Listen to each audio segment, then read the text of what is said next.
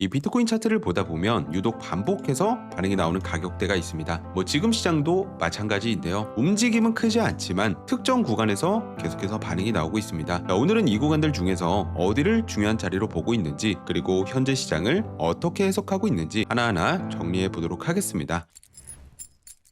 먼저 지난 영상 짧게 복기를 하자면 이 하락 추세선 상단을 돌파했을 때 94K까지는 충분히 상승 가능성이 있다고 말씀드렸고, 이 돌파 시점에서 롱 포지션에 진입한다고 말씀을 드렸는데요. 자, 말씀드린 대로 여기서 단기 롱 포지션에 진입을 했고, 이 94K에서 익절을 하려고 했는데 이 93.5K까지 반등 후 재차 하락하는 모습이 나왔고요. 이후 관점방에서 91.5K를 이탈하게 되면 단기 하락 가능성이 높다고 언급을 했고, 포지션 종료를 예고했습니다. 자, 이후 91.5K를 이탈하면서 아쉽긴 해도 25% 수익으로 마무리했고요. 현재는 포지션 없이 자리를 보고 있는 상태입니다. 자, 그래서 오늘은 현재 어떤 자리에서 매매를 준비하고 있고 대응은 어떻게 할 건지 바로 차트 분석으로 가보겠습니다. 먼저 지난 영상 이후 시점부터 봐야겠죠. 일단 91.5K에서 포지션 종료를 생각했던 이유는 제 예상보다 이 하락 추세선을 돌파했을 때 반등폭이 크지 않았고, 반등이 나올 때마다 이전부터 고점이 계속해서 낮아지는 로우와 하이 구조가 형성되고 있었습니다. 자, 이 상태에서 91.5K를 이탈하면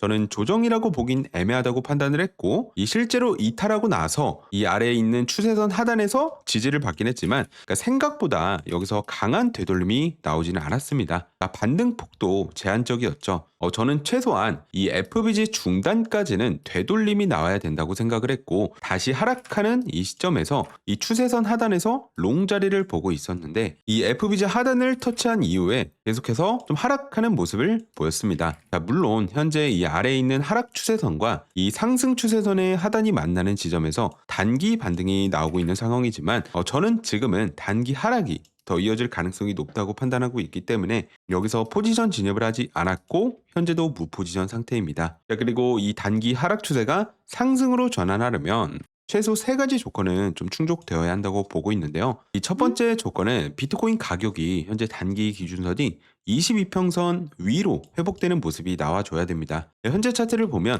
반등이 나올 때마다 22평선 부근에서 계속 저항받는 흐름이 반복되고 있고, 이 기준선 위로 안착하지 못하고 있는 상태입니다. 그리고 아래 이 추세선에서 반등이 나오긴 했지만 여전히 이평선 아래에 있는 모습이죠. 자, 이건 아직 단기 추세가 상승으로 전환됐기보다는 하락 추세 안에서 기술적 반등 신호로 해석하고 있습니다. 따라서 단기 상승으로 전환되기 위해서는 22평선을 돌파하고 안착한 뒤 종가 기준으로 여기서 지지를 만들어주는 과정이 필요하다고 보고 있습니다. 자, 두 번째 조건은 이동평균선 돌파 이후에 최소 FBG 레인지 안쪽으로 진입을 해줘야 됩니다. 자, 앞선 하락 이후 만들어진 FBG는 현재 시장에서 매도 우위가 형성됐던 구간이라고 볼 수 있고, 이 구간 안으로 캔들이 다시 진입을 하지 못한다는 건 위쪽으로 회복할 힘이 아직 부족하다는 의미로 해석하고 있습니다. 즉 단기 상승으로 전환되기 위해서는 최소한 FBG 하단을 넘어서 이 비트가 FBG 레인지 안에서 움직여주는 과정이 필요하다고 보고 있습니다. 마지막 세 번째 조건은 이 FBG에 진입한 이후의 움직임입니다. 이 비트가 이 레인지 안으로 들어온 뒤에는 최소한 이 중단 라인까지는 상승이 나와줘야 되고, 그 이후에 단기 조정 구간에서도 FBG 하단을 이탈하지 않는 모습이 반드시 필요합니다. 이 과정이 나와줘야 되돌림이 아니라 구조를 회복하는 움직임으로 볼 수 있고요. 이 세 가지 조건이 충족하면 상승 추세선 하단에서 롱 진입을 할 생각이지만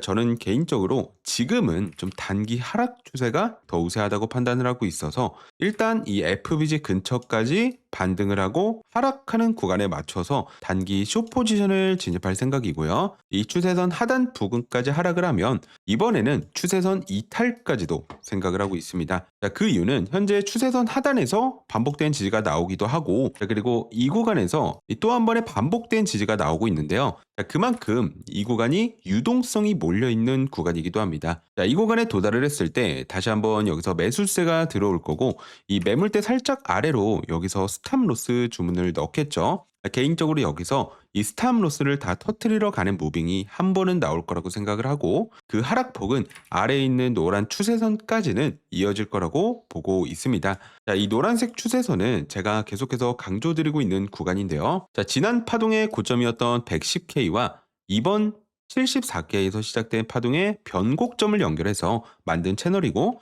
각 채널에서 반응이 잘 나오는 모습을 볼 수가 있죠. 특히 노란 이 추세선도 이전부터 계속 의미 있는 반응이 나왔던 구간이기 때문에 굉장히 중요한 구간이라고 보고 있습니다. 자, 현 시점으로 86.5K 구간이고요. 저는 여기서 반등이 시작될 거라고 생각을 해서 비트가 이 구간에 도달하고 반등이 나오는 구간에 맞춰서 롱 포지션을 진입할 생각입니다. 자, 여기까지가 제가 생각하는 단기 시나리오를 좀 말씀드렸고, 생각보다 94K의 벽이 꽤 높아 보입니다. 지난 하락 이후에도 좀 제대로 반등이 나오지도 않고, 지금은 좀 반등보다는 이 횡보가 길어지면서 점점 지루한 장세가 이어지고 있는 모습인데요. 그래서 이 구간에서는 시장이 하락한다고 해서 저점이라고 생각하고 무작정 매수로 진입하기보다 실제 반응이 나오는 자리에서 어떻게 움직이는지를 이 차분하게 확인하는 게 더 중요하다고 보고 있습니다. 빠르게 변화하는 흐름은 실시간으로 계속 체크가 필요하기 때문에 이후 변동성이나 추가 관점은